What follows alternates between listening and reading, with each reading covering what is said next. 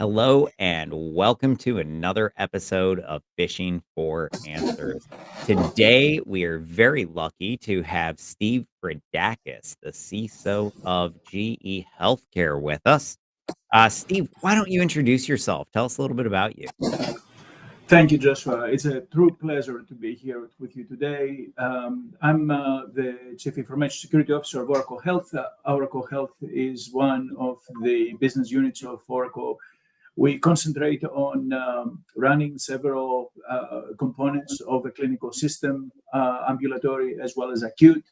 And that involves several of the biggest health systems in the world, including the Department of Defense, Veteran Affairs, as well as several healthcare systems for certain countries like Sweden.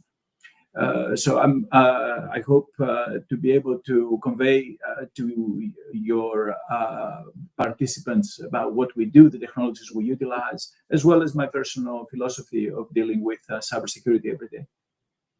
Awesome. Well, I'm really excited. How'd you get into cybersecurity to begin with? I've been in cybersecurity for about 25 years. I started my career writing software for airlines in several countries around the world. My native Greece, moved on to the UK, Belgium, and then ended up in the US. I was a consultant and I was doing a lot of work around cybersecurity compliance and such. And my first opportunity to be a CISO was with the United Nations. And I stayed with the United Nations for quite a few years and then migrated to media with HBO and other companies. And I've been in healthcare by way of Google Health and now Oracle Health for about 6 years. There are a lot of commonalities across industries. Obviously, I wouldn't say that media and healthcare are that similar, but when it comes to looking at cybersecurity regulations, controls, there are a lot of commonalities and a lot of things that you can learn from one industry and move to another. I'm sure we'll talk about that.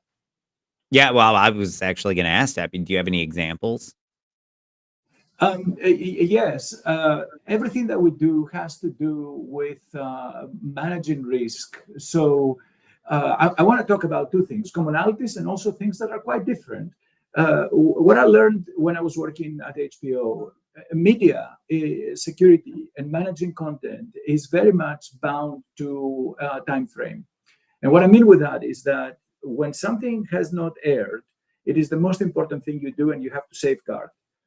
However, once something airs, then pretty much anyone can have it for free, or you know what I'm saying, subject to subscription rights and so on. But there is something to be said about understanding where in this time frame of producing something and broadcasting it is. That's quite important for media. Now, let's talk about commonalities, though.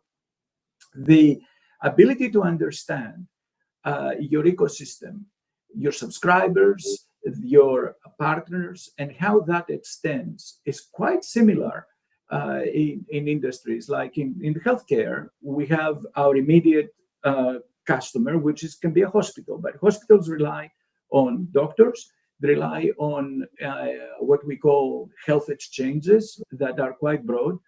So it is quite challenging to understand how, as a matter of fact, there is no perimeter, but you do need to understand how many people access your applications, your information, your data, and how that extends as your ecosystem broadens. And you need to truly understand that because that defines the kind of threats, the kind of decisions you need to make, and the impact the decisions will have. So that is the case across all industries. Okay. Yeah, no, makes perfect sense. So pivoting a little bit, AI is, I mean, there's crazy news coming out every day. Like over the weekend, you've got a new, I guess, transformer that Google created that can remember now, has memory built in, and it has short-term, long-term memory type thing. So, I mean, AI is just not only skyrocketing and getting much more intelligent daily, but it sort of comes with that double-edged sword. So I want to start with the good. Instead of focusing on all the negative that comes with AI, what are some of the cool things that you're excited about as it pertains to AI? So I'll tell you about a couple of things. First of all, I am excited, but at the same time, I am becoming a bit of a stickler for specificity when it comes to AI. It is the quintessential buzzword. For years now, It is. we have been we've been using natural language processing in healthcare. We've been using pattern matching in healthcare, and obviously that evolves. We do see the ability for physicians to just capture diagnosis and instructions using standard language. And that is validated and embellished so that the patient can understand what's going on. But at the same time, talking about patterns and such, the patient can now benefit from a system that says that something that the doctor just said is counterindicated given the patient's history or given the patient's other medical information that the system has access to. That's powerful. Oh, agreed. Um, as a cybersecurity person, though, I find that we now have the opportunity to utilize advanced AI as a cloud security tool that can actually truly help us validate our systems, determine whether the indicators that we find, acquire, or produce are applicable, and frankly, to truly allow us to correlate the log information that we have in a much more advanced way, in ways that simple relations or simple associations could not do before. We collect on a daily basis petabytes of information across all our systems. It is quite difficult to know, once we associate that with some intelligence, whether something is what we call in play. Are we actually being attacked, and how are we being attacked? Having this information serves multiple purposes. First of all, the most rudimentary, we have to let our customers know. And some of that is quite ominous. We have to let our customers within 48 to 72 hours at most, if it is a confirmed attack that involves their systems and data. AI brings an incredible capability for us to be able to do this in a trustworthy, timely manner. So I am very hopeful because it still evolves, and I'm very excited by what I see and by the applications that I see in the healthcare and other areas. But you did say about double-edged sword, so I'm going to let you ask the question about, we talked about the good, now there's the ugly. Well, I mean, I think, yeah, I was having a conversation the other day before we get to the bad with the CISO of Alberta Health Services, one of the largest hospital systems up in, I actually think the largest up in Canada. And he was talking about how they had a few rooms, and it's just a pilot program right now, so it's not fully implemented. But they've done this pilot where they've got these AI microphones in the room. It listens to the entire thing, creates the notes, for the doctor. The doctor simply has to approve them, and it's saving 3 to 5 minutes per patient, Right. per doctor. And so, just the mass amount of time savings that will come just out of something like that alone, I think in the Yes. future, is very interesting. But yeah, so, the double-edged sword, of course, we're seeing attacks skyrocket. Yes. I think it was Google that had published something saying that they had seen a 700% increase in attacks. And that's just every type of cyber attack that could be targeting them. But a 700% increase in 2024. So I don't know if everyone saw that level of increase, but AI is certainly making the attacks much more frequent and often more sophisticated. I'm curious, what are you seeing there? And in terms of the attackers utilizing AI to make their the process of targeting you more easy. I can only guess.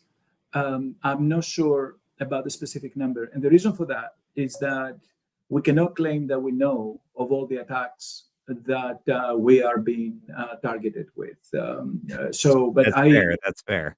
I trust that the number that you quote is probably right. But okay, but here's a couple of things. One thing is, going back many years, as I said, I've been doing this for now at the CISO level for about 25 years. And what I have seen is that the tools to apply an attack used to be either really simple or quite sophisticated. Unfortunately, that distinction is not the case anymore. Tools are becoming available just to download, as long as you know how to find your way to the dark web, which is quite easy. Then you can have access to tools. We also see a lot of proliferation of attack as a service. So you don't even need to know the tool anymore, as long as you can subscribe to somebody who is going to do it for you. And then obviously you and them will be the beneficiary of the results or whatever on earth they find out. So that is quite prevalent. So attacks are easy. Is that because of AI? To some degree. AI can make them more sophisticated, more human-like, and they can disguise the potential finding or the potential ability of a CISO and the tools that the CISO has to its disposal to be able to prevent the attacks. So we do see, therefore, AI making sophistication easier, the ability to utilize cloud tools to make them broad, more stealthy, and such. So we do certainly see that.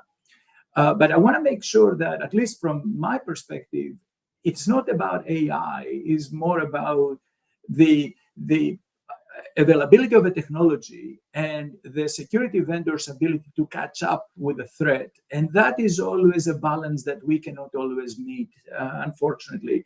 So we're in this area right now that everybody's catching up. The other thing that we have to say about AI is that there is a significant gap of training, awareness, understanding of what you're dealing with. We have rushed to make technologies available for the benefits that you and I just spoke about, but at the same time, we haven't caught up with the update of our controls, with the update of our documentation, even our own technical understanding of what is going on. So we're dealing with that right now, and it's a significant catch-up. So to that point, there's new training that we have to do with users. There are new questions that we have to ask our vendors. There's just all kinds of different aspects of the cybersecurity process that have really changed fundamentally as a result of AI. What are you looking at there, and particularly when it comes to awareness? What do we need to be teaching our users as it pertains to AI? So I love your podcast because of the human side of security. When I first became aware, it actually prompted me to sit back and say, I could not agree more. So I'm going to answer the question from that angle. So any change that we make is not a technical change. As a matter of fact, the technology, we can most of the times understand at the level that we need to understand it. Given some effort, but technology is just one piece of a puzzle. At the end of the day, it is more a matter of a cultural change, as well as understanding the governance aspect of things. In other words, what exactly are you being asked to manage? What is the decisions you need to make? Are you equipped to deal with that, and where does accountability truly lie now? So that's the perspective that we need to deploy as we're dealing with AI. So here's what I'm saying. It is not about code. I had this conversation last week. We were talking about an architecture that we're putting in place for the new generation of healthcare applications that my organization is deploying. And we said that the way AI works is that there is this thing called an LLM, which in essence is the key component of management decisions and perspective. And we said that we do not know how to manage it as security people. It is not code, therefore it cannot be managed through a DevOps process. And we're struggling to try to find methods to know how it is managed. So we fall back to, talking about the catch-up, right? So we'll fall back into traditional methods of, I want to know who changed it. We're going to keep it very tight. And I want to know at what point it changed, version management, and so on.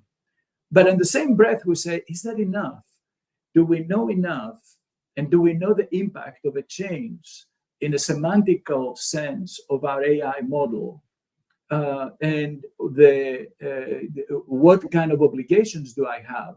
So that's a big cultural change that is playing out right now. And frankly, we're talking across our peers in multiple industries, and we say, well, how are you approaching this? And this is what I'm doing. And some, hopefully, standard will prevail and something will come out of this. But it's a big story. Now, the other thing is that we are waiting to see potential regulatory or even legal challenges where we are going to be asked to bring to the table some sort of disclosure, some sort of validation of the model and say, this is what we do, and see how that's going to hold water or how that's going to be treated, because we do not actually know what the expectations are. As you know, there's very little guidance. There was recently a NIST extension that addressed AI, and we all read it. And we use that to some extent to augment our controls. But there has not been any true check validation, even audit yet, so that we know to what degree those things, as I said, are still actionable.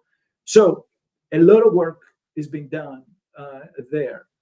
I do know you asked me a question about awareness and training. So what we're doing is we are catching up on the fundamentals. We make sure everybody understands the fundamentals components of this technology because they're new and they're different.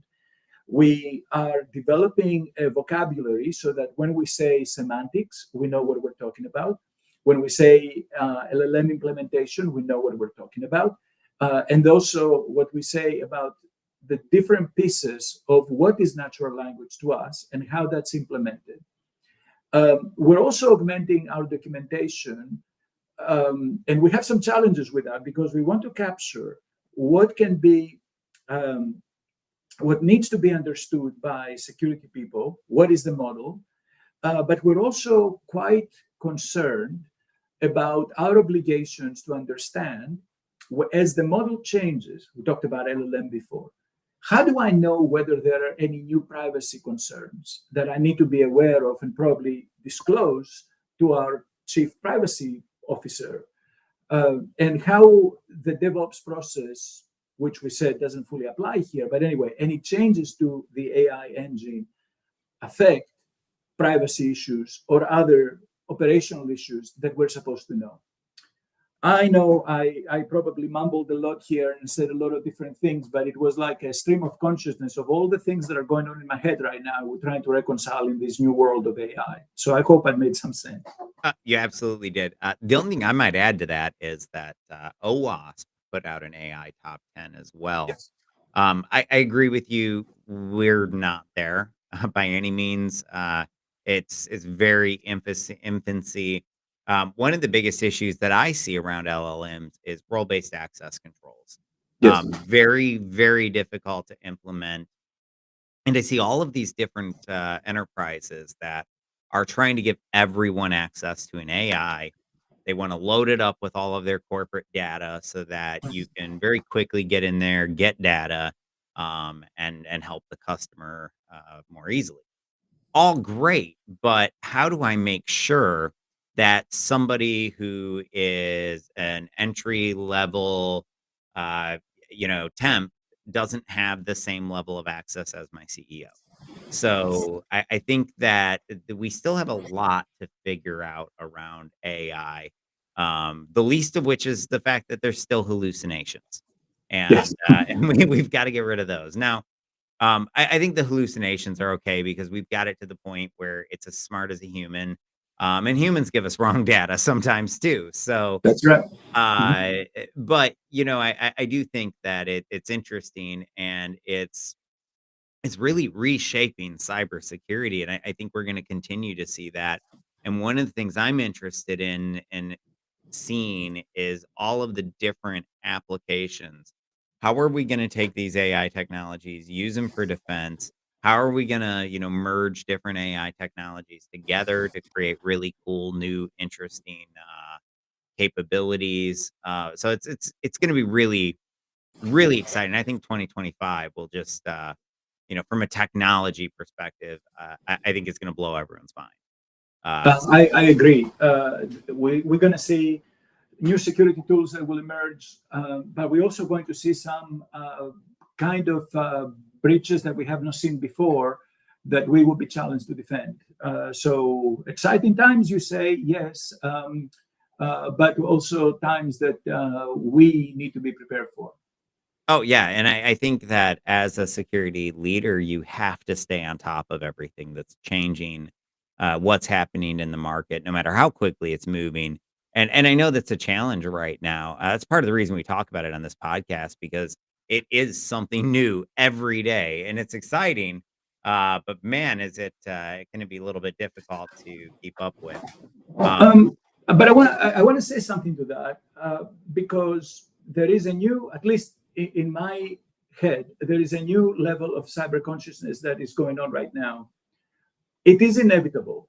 You will be breached. I will be breached. Everybody will be breached. The difference is the degree of impact and damage that would be made, but it is absolutely inevitable. So our mind is shifting to devote exactly the same effort or even more to quick recovery rather than just defense and living I'm sorry, I do apologize, but the fallacy that we can defend all possible attacks, it's just impossible. Talk about AI now. Our emphasis is, especially in a clinical setting, don't turn away patients. Do not have to postpone uh, planned surgery. So if a system is attacked, and we saw this last year, major health systems, health networks being attacked. If a system is attacked, how quickly can we recover? So there's a shift, therefore, in our mindset right now, certainly in mine. I want to make sure that recovery is possible in a matter of hours or at least days. And at the same time, don't get the wrong idea, we will continue defending, but we are now going to spend the same amount of time on both. So there has been a shift in our minds. Well, I think that's very logical and the smart approach. I mean, the reality is we don't while technology may work on binary systems, it is not binary. When at least not security anyway, because we're trying to drive as close to zero as we possibly can. So on the defensive side, of course, we want to stop everything that we can, but we also have to assume that at some point this layer of security is going to fail. What else do I have there to help me recover quickly or to mitigate the threat and keep it from spreading? So I completely agree. I think both are equally as important in cybersecurity. So around that exact topic, there's this argument in cybersecurity between um, whether or not it should matter if the users click. So there's a lot of people that I want to stop every click, and then there's this camp that says it shouldn't matter if they click. Now I think it's probably somewhere in between. Okay. But I'm curious, what side of this argument are you on and why? Um, are you referring to whether it is, how does that affect cyber awareness? Well, no, Um, I guess the question I'm asking, so last week I had a conversation with a CISO of a very, very large construction company. And he says, I'm never going to get my users to stop clicking, and it shouldn't matter. I don't care about awareness. All I care about is, locking this down. So if they click, whatever. Now that's a very extreme opinion, and I don't hear a lot of people with that opinion, but it's not the first time I've heard it either. So I'm just curious what your Understand? thoughts are on that. So you see, I would agree with that colleague you mentioned if I knew well his network.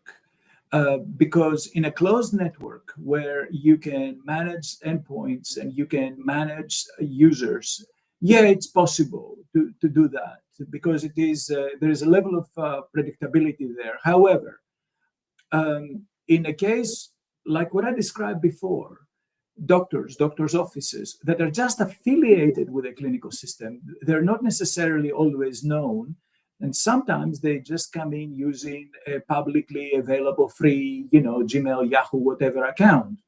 Now, it is, we really need to recognize that we need to anticipate security people decisions that people make every day, from clicking on an email link to neglecting password hygiene. I mean, these are human errors. Yeah, Now, that we can what expect to happen. I mean, with a big enough workforce, they every oh error they will will. happen. Every So, one of but what I have found is that um, an implementation of a method such as zero trust will minimize the potential impact. We take it as a given that they will click.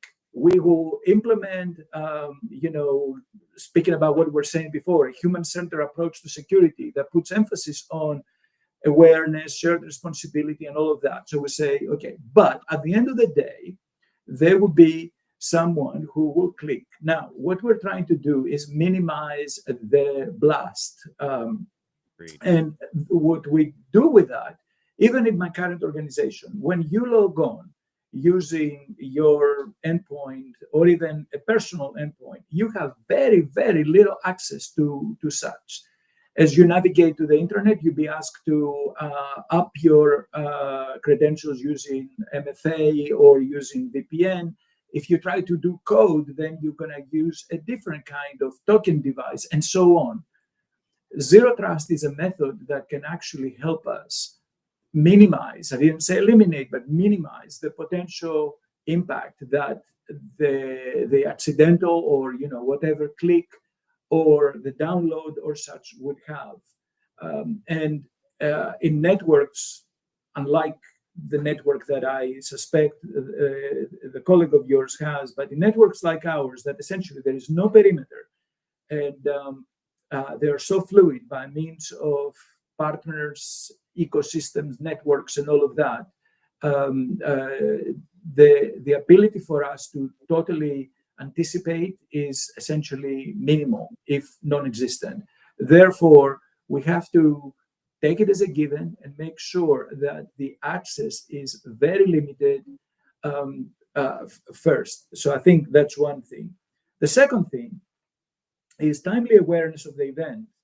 So we found over time that while we captured the log and the incident, the amount of time that it takes from the caption to the storing within the SIM to the determination that there is something is hours. We need to collapse that. Yeah. And the only way to collapse that is to, and obviously counter that to a manageable number of false positives, because the last thing we want is, yes, I know, but I do not know whether it's real. Anyway, awareness and small blast radius is one thing. Timely notification so that you can truly take advantage of something is another. And that is the other thing I want to say. We need to be able to bring down to a matter of, I don't want to say seconds, I'm realistic. I want to say, less than an hour, the fact that you have incidents going on and you have a situation that requires some attention going on, then that's absolutely essential. Oh, I couldn't agree more. And I really do think that it's more of a gray area because I want to stop every click I can. But the reality is the occasional one will slip through. So when it does, I want to make sure, just like you said, least privilege, that they have very, very little access within the network. To that, it also means that with your more privileged users, I truly believe that there needs to be that, well, what I like to call with great power comes great responsibility training. Just basically, hey, you've got a lot of access. You better not click. Be very careful, to sort of help them understand that. And of course, you should have bunch of controls around that, even to help mitigate, even with a very privileged user having all their data breached. What we have done to that end is we have tried to take the human factor out. So we have now, I wouldn't say we don't have, we have tons, but we are trying to get into a space where humanly generated and certainly humanly checked in code does not exist. Most of our code will be machine generated, and certainly the code that will be committed following only something that is machine driven. We are never going to get away from some human intervention for certain incidents, for certain situations, but the norm would be machine generated, very closely guarded method to commit code. And I think that's going to get us to a point where not only things are fast because we commit code all the time, but also things are predictable from the checks and balances that you have to meet. Yeah, no, makes perfect sense. Okay, so let's switch gears a little bit here. And my favorite question to ask everybody is, say you could only use one, carrot or stick. What do you pick and why? Um, well, I like the carrot approach. And the carrot approach would be that um, I would love to be able to enforce a baseline of security across all my systems. Um, and here is why. Despite the technology, despite the automation, despite the containerization and all of the things that we use, at the end of the day, we find that the applications and systems we deploy may not even have the rudimentary security features, applications, whatever. So I do apologize, and probably is anticlimactic. However, um, I cannot talk about advanced security controls and AI when I have endpoints that may not meet the basic baseline. Now, why? Fair. Oh my God, there are so many. What we find over time, even in very sophisticated organizations, is that um, having going back to the human aspect, right? Having the discipline as a human to actually utilize golden images of things and not fix directly code when you shouldn't be. Having the discipline to create code that only pulls the necessary extensions rather than just keep on utilizing an artifact that you have just because it's convenient. So if I only had one way one thing to have is I would love to have all my applications meet the baseline. And I have to tell you, my baseline is not that complicated. Um, but No, still, I've been through it personally where I push we talk through the baseline, we get it all established, we get it out there, we push it, we check back in, 6 months, and it's all ripped out. Or maybe not all of it, but so much of it. yes, indeed.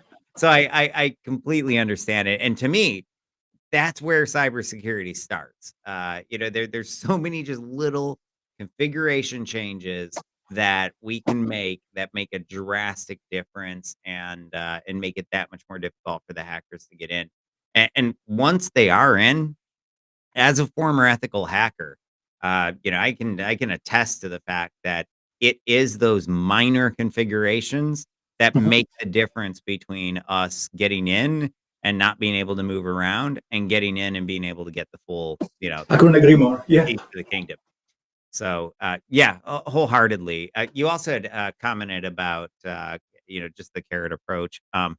I completely agree on carrot. I think that it's very critical that we do the simple carrots whenever we can. And when I say Mhm. simple carrots, something as small as, "Hey, great job. Thank you for reporting that suspected email. You're a rock star." That's the type of thing that drives that better engagement, that drives that cultural change that we're looking for. Um, Mhm. I can crack a whip all day long, but, even if they do the motions, they're not gonna have their heart in it. They're not gonna be in it, if you will. And that's the reason I think it's so critical to make them want to be more secure, and I think the way we do that, and I'm curious your thoughts on this, but I think the way that we do that is, A, we connect it to them personally. Whether it's, giving them tools and resources they can take home and give to their family, which has them training their family, making them the expert at home, or whether it's just connecting it to their job. A developer, OWASP top 10 training, that connects it directly to their job, and it's the why behind it. So I think those things are really critical when we really want to drive that strong, more security aware culture. I love what you say about the why. Over the years, I had to deal with several threats. Some of them made the papers. The HBO hack a few years back. Oh, I Um, remember that one. Yeah.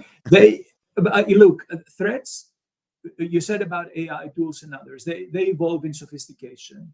However, the underlying root I have found of any attack is actually simple. It's a human mistake, an unpatched system, a misconfiguration, and those stay remarkably constant. Now, what can we do? Security leaders, we need to adapt. We need to become vigilant, but we also need to remain agile. So our strategy cannot be the same old story. So we must be able to pivot and understand that the current threat is not about, check your firewall rules and make sure you don't have an any-to-any on the top. You got to do that, but you need to prepare for what we were said about the AI-driven attack. You need to be able to understand that. You need to be able to see how, say, your supply chain will affect that. And you need to be able to understand that at the end of the day is going to be something quite simple. And like I said, we found in that particular attack I mentioned, there was an issue with easy access to bypass MFA. Oh, Um, or things that we find now, it's just another somebody exploiting some patch that you have not applied for whatever. yeah. So it comes down to fundamentals and quite frankly, simple stuff. It really is, and I mean, and it's not even just the unpatched stuff. I mean, yeah, for example, all of the broadcast traffic that exists on a network, that's as simple as turning it off, because you don't need broadcast traffic. So, Yeah. no, I couldn't agree more, and those simple things really do make a huge, huge difference at the end of the day. So yeah, yeah, 100%. Okay, so pivoting a little bit, I have now had the opportunity to talk to multiple cybersecurity leaders that have actually seen deep fakes targeting their organization. I'm curious, have you heard of or seen any deep fakes yourself that are targeting your organization or any that you work for? Yes. Um, the thing is, because the majority of our implementations, we provide software as a service, and as such, pretty much every installation is bespoke. Certain of our clients may share with us their domain controller, others don't. So, and also the degree of complexity, it is quite different. We do see, we anticipate, and we develop. Um, I'm trying to make a point to always sort of say it is all simple, but now I'm going to go away from that, unfortunately. So we do develop cryptographic methods to actually defend that. We are very concerned about our reliance on third-party code. Some of the medical applications are not just software; they actually involve devices. medical devices that I'm sure you've seen in any visit in an emergency Yeah. room or a hospital. So we're very, very concerned about anything that creates a dependency to firmware or software from a third party. And a lot of those still utilize quite outdated operating systems or, as I said, firmware. So Yeah. even I've though seen it's not Windows 3.1 in oh man, modern history still running in a network. still So running. And unfortunately, the dependencies or my ability to make improvements of something, say, oh my God, why are you still using TLS 1.0? Guess what? If I upgrade as much as I want to, half of those devices may not work. So I know you did ask me a question about deepfake, but the idea is, yes, it is a flavor of that when you find that you are dependent on something that you cannot necessarily validate. And we are working with our partners and vendors and such to be able to establish control so that we know that what we get is actually trustworthy, and to some cryptographic level, establish a control that we say we know its origination and we know its proper version management and all that goes with it. yeah. Okay. So we are running low on time here. Uh, As I want to make it more of a wide open question for you, when it comes to driving a more security aware culture, what are some of the top recommendations or tips that you would have for somebody out there that's maybe in the process of building or just starting that drive toward a more security aware culture change? Um, every time I go to an organization and I try to understand how things work, I'm saying that it is about leadership. Dealing with cybersecurity starts with creating an environment where people feel accountable, but at the same time, they feel supported and equipped with the right tools and methods to make good decisions. Leadership in cybersecurity is not about mandating compliance, what you said about the stick before. Yeah. We deal with compliance, we deal with auditors, but it's mostly about fostering a sense of shared responsibility across every level of the organization. If anyone clicks, we may have a problem. If anyone downloads or if anyone insists on going into a website that may not be necessarily secure, it is absolutely something we all need to understand. Now, as security people, we must lead with empathy.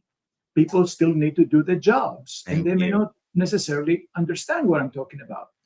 You have to be patient, and you have to have absolute clarity, because at the end of the day, our people, not our tech, not our firewalls, they are our first and last line of defense. So that's my mindset, and that's why we spend most of the time on training and awareness above and beyond checkboxes, so that people understand that we're in this together, and the security guy cannot do that alone. I couldn't have said it better myself. With that, I mean, I feel like there needs to be an amen or something at the end of it. But no, that was really great advice, and I'm right there with you. I do, at my core, believe that security does start and end with our people. To that, I mean, I truly believe that literally 100% of attacks or of breaches start with human error. And even the more technical ones that involve a 0 day, well, that 0 day started with a developer writing insecure code, and that's part of the reason that I have the passion around really driving that true culture change, really building more aware, organizations, is because I've seen it firsthand, and I know how critical it is, but I also know how effective a well trained employee can actually be. Yes, indeed. Awesome. Well, this has been just a fabulous interview. Any last words before we end today's show? I have learned in cybersecurity that it's not about perfection, it's about resilience. You'll face breaches, you will be breached, and mistakes will happen. But how we prepare our team, how quickly we recover, and the transparency and trust we maintain with our stakeholders is the success of a leader in our field. That's what I've learned. And I thank you so much, Joseph, for the opportunity. I really enjoyed this time together with you. I enjoyed it too. Thank you so much for joining us. And for those of you joining online,